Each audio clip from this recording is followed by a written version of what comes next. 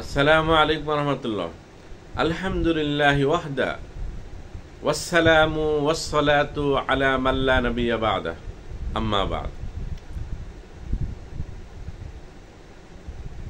বিশ্বব্যাপী মুসলিম জাতি এমন একটি সময় অতিক্রম করছে যখন পৃথিবীর বিভিন্ন প্রান্তে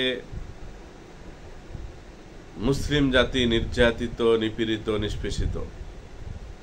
বিশেষ করে ইসরায়েল কর্তৃক ফিলিস্তিন, বর্তমানে ইরান আক্রান্ত।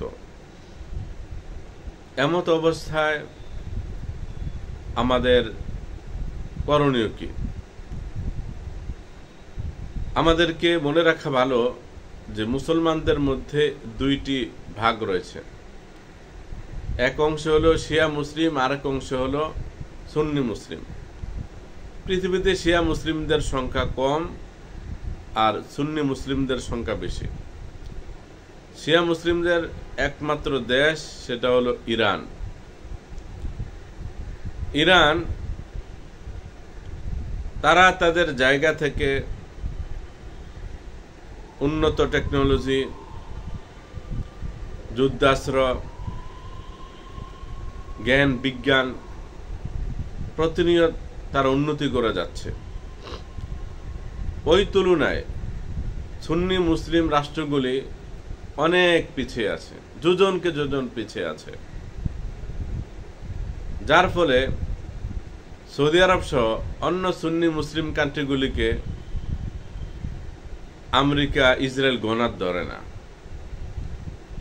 গণার ধরে একমাত্র ইরানকে, কারণ ইরান প্রযুক্তিতে অগ্রসর এবং তাদের মধ্যে গবেষক আছে, তাদের মধ্যে বড় বড় বিজ্ঞানী আছে। তারা আমেরিকা, ইসরায়েলের সাথে টেক্কা দিয়ে অগ্রসর হয়ে যাচ্ছে। পৃথিবীর মধ্যে একমাত্র দেশ ইরান, যার উপর সবচেয়ে বেশি নিষেধাজ্ঞা জারি করা হয়েছে। এত কিছুর পরেও ইরান তার নিজস্ব প্রযুক্তিতে সে এগিয়ে যাচ্ছে। শিয়া মুসলিম দ্বন্দ্ব দীর্ঘদিনের, যার ফলে সুন্নিরা শিয়াদেরকে পছন্দ করে না, শিয়ারা সুন্নিদেরকে পছন্দ করে না।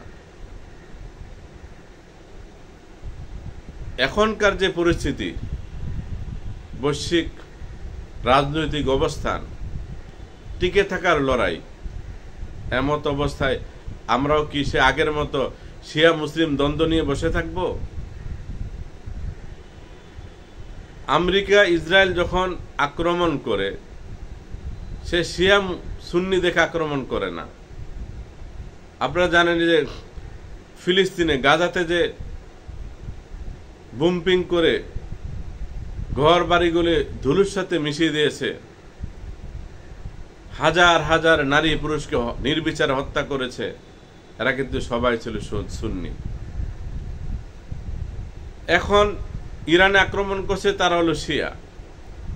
অর্থাৎ বোঝা গেল ওদের কাছে শিয়া সুন্নি কোনো বিষয় না। ওদের মাথা ব্যথার কারণ হলো যারাই টেকনোলজি, যুদ্ধাস্ত্রের উন্নতি লাভ করবে, তারা তাদের মাথা ব্যথার কারণ। এদেরকে তারা ধ্বংস করে ছাড়বে। কারণ প্রযুক্তি যার হাতে আছে তাকে কোনোদিন গোলাম বানিয়ে রাখা যায় না।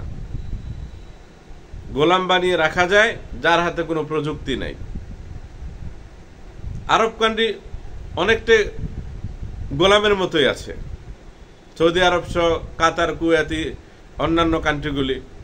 একমাত্র ইরান যাদেরকে গোলাম বানাতে পারে নাই, কারণ তারা নিজস্ব শক্তিতে আস্তে আস্তে অগ্রসর হচ্ছে। এমত অবস্থায়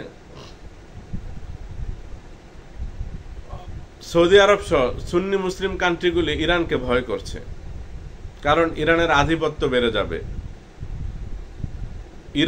ইরান আক্রান্ত হওয়ার পরে সৌদি আরব একটা বিবৃতি দিয়েছে ইরানের পক্ষে, কিন্তু এটা হলো মৌখিক। বাস্তবে অন্তরে ইসরায়েল এবং আমেরিকার সাথে হাত রাখছে। ইরান যদি ধ্বংস হয়ে যায়, সুন্নি মুসলিম কান্ট্রিগুলি মনে মনে খুশি হবে, কিন্তু আমাদেরকে মনে রাখতে হবে একমাত্র ইরান দাঁড়িয়ে আছে বলে এখনো পর্যন্ত সরাসরি মিশর আক্রমণ করতে পারছে না, সরাসরি সৌদি আরব আক্রমণ করতে পারছে না। যদি ইরানকে ধ্বংস করতে পারে, ঠিক তারা ধারাবাহিকভাবে সৌদি আরব আক্রমণ করবে। তাদের কাছে শিয়া মুসলিম কোনো বিষয় না। সেজন্য আমাদের পূর্বের সকল দ্বিধাদ্বন্দ্ব ভুলে গিয়ে, ইখতিলাফ মতানৈক্য ভুলে গিয়ে আমাদের সুন্নি মুসলিমদের উচিত ইরানের পাশে দাঁড়ানো। যদি সুন্নি মুসলিম কান্ট্রিগুলো ইরানের পাশে দাঁড়ায়, তাহলে ইসরায়েলের বাবার ক্ষমতা নাই ইরানে একটা বোম ফালানো। কারণ ইসরায়েলের চতুর্পার্শ্বে সুন্নি মুসলিম কান্ট্রিগুলো অবস্থিত, আর ইসরায়েলটা এত ছোট, অন্যান্য আরব কান্ট্রিগুলির তুলনায় থুতু দিলে ভেসে যাওয়ার কথা। অথচ তারাই শিয়া মুসলিম দ্বন্দ্ব লাগিয়ে ডিবেট তৈরি করে রেখেছে, যাতে করে তারা শোষণ করতে পারে, নির্যাতন নিপীড়ন চালাতে পারে।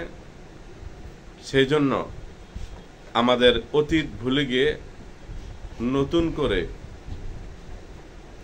ঐক্যমত্য হয়ে একসাথে পথ চলা শিখতে হবে। এখন আমাদের উচিত হবে ইরানের পাশে দাঁড়িয়ে থেকে ইহুদিবাদী জায়নবাদী তাদেরকে রুখে দেওয়া। আল্লাহ তাআলা আমাদেরকে তৌফিক দান করুন।